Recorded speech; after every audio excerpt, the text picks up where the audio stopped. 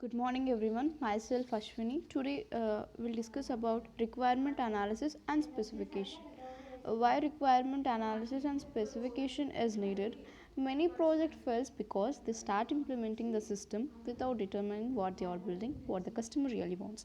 Uh, Without knowing what exactly the user wants, they will develop the project. Due to that reason, many project fails. To overcome this problem, we thoroughly study the requirement analysis and specification techniques to overcome the problem of system fails and project fails. The goals of requirement analysis and specification phase is first we have to study fully understand the user requirements. After the remove inconsistency anomalies etc from the requirements. Finally we perform the document required properly in a SRS document. The activities in SRS is first we gather the requirement from the users, and any inconsistency on ambiguous are found in the gathered, we remove by using requirement analysis phase. After that we finally uh, provide a document called SRS document. The SRS document can understand by the normal users also. uh, SRS document consists two distinct activities: requirement gathering and analysis, and specification. For example, the person who understands requirement analysis and specification known as system analyst. Usually, system analyst uh, will understand the requirement analysis and specification. He collects data pertaining to the product from the users. Uh, Analysis collects data to understand what exactly need to be done. Finally, writes the SRS document. The final output of this requirement analysis and specification is the SRS document, software requirement specification document. This document can be understood by the every person what exactly going on the project. The SRS document is reviewed by the customer. The reviewed SRS document form the basic of all future developed activities. After provided the SRS document to the user, he will review and say any changes to be done or it's okay. Based on that user input, we, we continue further to develop the activity. Usually analysts gather requirements through observing of existing system, studying existing procedures, discussing with the customer and end user, analysis of what need to be done, etc. If project is to be automated some existing process, example automating existing manual accounting activities, the task of the system analyst is a little easier. Analyst can immediately obtain input and output format, accurate details of the operating procedures. In the absence of working system, a lot of imaginary activities are required. Interacting with the customer to gather relevant data requires a lot of experience. Usually, sometimes a user will not know what exactly to be done. In that case, analysts will need to be more imaginary and creativity. Uh, we collect the data by using questions for the user what he need to exactly wants, and in and meetings and stakeholders he'll do lot of things and gather information what exactly the work has to be done for the users.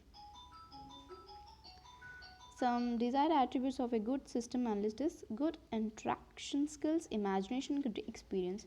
Why the good uh, he need to be good in good interaction skills to know what exactly the user wants, and imagination creativity to be know for the good system analyst, because to unknown solution he need to imagine what exactly need to be done and what exactly he need to be create, and only these two things will come due to the experience of the system analyst.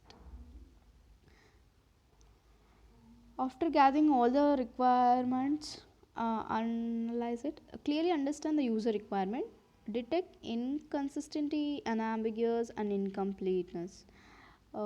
What incompleteness and inconsistency will be resolved through future discussion with the end users and customers. Inconsistency requirement.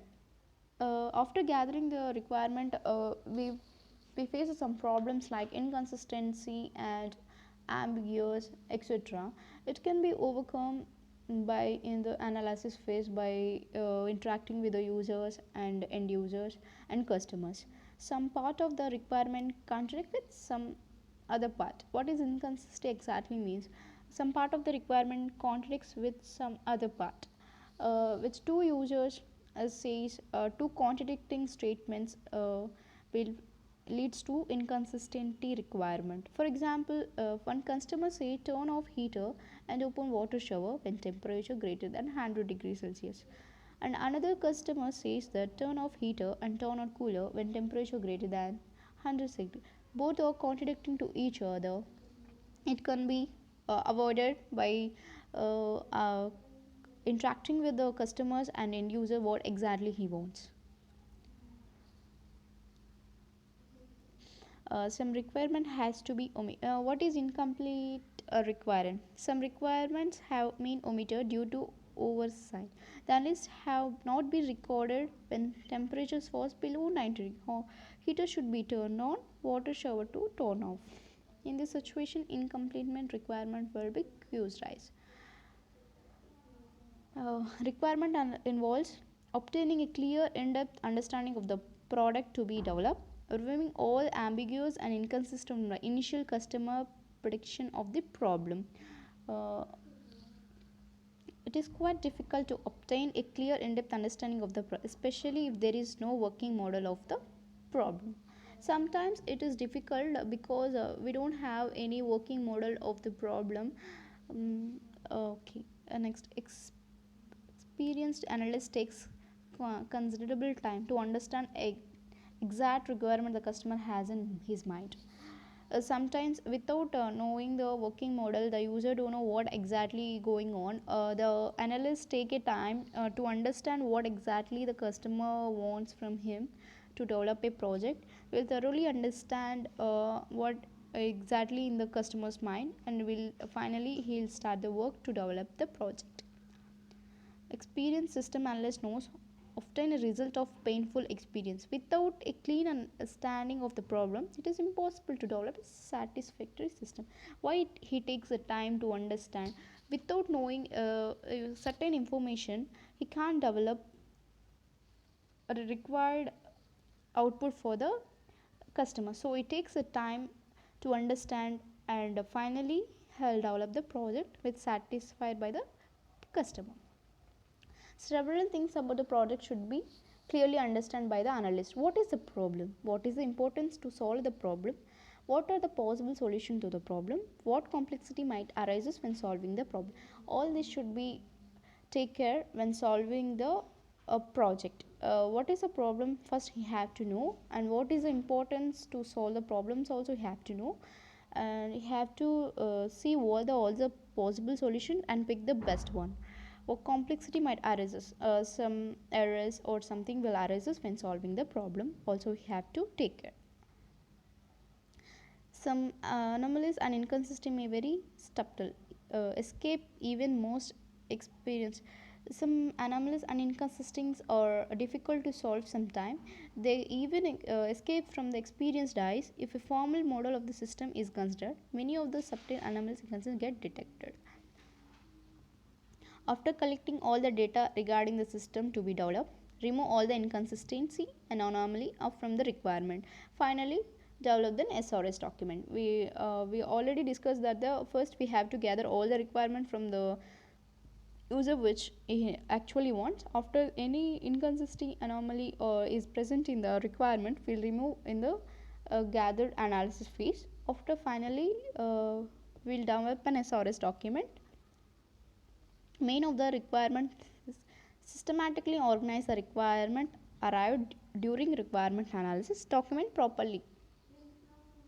Thus, next we see what is SRS means usually in various content. Statement of the user needs, contract document, reference document, definition for implementation.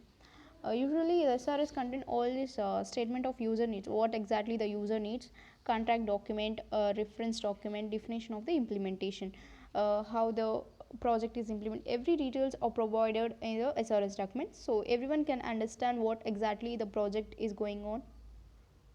Requirement document is reverse document. SRS document is a contract between the user team and the customer.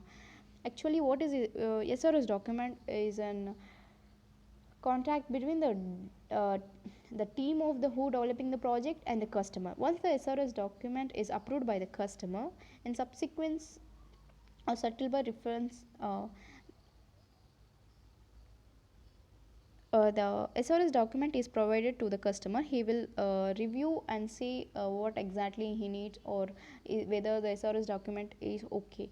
After that, the development team will develop the project. Once the customer agree to SRS document, development team start to develop the product according to the requirement recorded in the SRS document. We already said that after the user is say whether the document is okay or no without any changes he need to make, the development team will develop the project. The final product will be acceptable to the customer as long it is satisfies all the requirement recorded in the SRS document. Was exactly the SRS document is also known as black box specification. Why it's called a black box specification means the system is considered as a black box whose internal details are not known. Just we know we can usual what is the input and what we get the output. The internal details of the SRS document and what the functionalities will going and which software is using which is not known, because the customer cannot understand what is the functions, all those things. That's why just he knows what the input and what the output he will get. That is called as black box specification. SRS document consists of what need to be done carefully about the solution accepts how to do. The SRS document serves as a contract between developing team and the customer, should be carefully written. Without writing what exactly is going on, no one can understand. To understand clearly by the customer, the SRS document should be clearly specified. The requirement at this stage written usually using end user technology. If necessary, later formal required specification may be developed from it. Why SRS document is written in end user technology means end user is not an well um, cannot understand the form you expect language, so they usually write in end user technology, so they can usually understand what is going on and they can say what they exactly needs. As far as documents, it should be concise and at the same time it should not be ambiguous. The properties of good SRS document, let us see. So the SRS document should not be ambiguous, and it should be specify what the system must do and not say how to do it. We say that it's black box specification, so we can say we need to say what to do but not how to do. Easy to change. It should be well structured. Whenever we need to change based on the user requirements, we need to change. It should be consistent. That means duplication data should not be there. It should be complete. It should be traceable. You should be able to trace what part of the specification correspond in which part of the designs and code, etc. vice versa. We need to change in which part the error is occurring, and due to that we need to solve that problem. It should be variable. Its system should be user friendly. It should not be variable. We are developing a project for the users, that's why it should be in user friendly, not variable. SRS document now contain three important parts: functional requirement, non-functional requirement, and constraints on the system. What is usually functional requirement means is a set of high level requirement. Each high level requirement takes in some data from the user, output some data to the user. Each high level requirement can consist of set of identified functions. Let us say an example, a library system. In the library system, there are many users like accountant and librarian and the managing person. Each has their own functionals like suppose librarian provides issues a books and the date to be written. All these are the functions of the librarian, and manager will manages that which books need to be added or which books to be deleted, which person to be added, all the functions of the manager. And accountants means the cost of the book and All these are the functions of the accountant. Now, what the functional requirement is usually? It is nothing but the user gives us some input, and after the processing, he need to get in some desired output is called a functional requirement. Non-functional requirement, characteristics of the system which not be expressed as functions. A non-functional requirement cannot be expressed as a functional. It is a whole of the project: maintainability, portability, usable.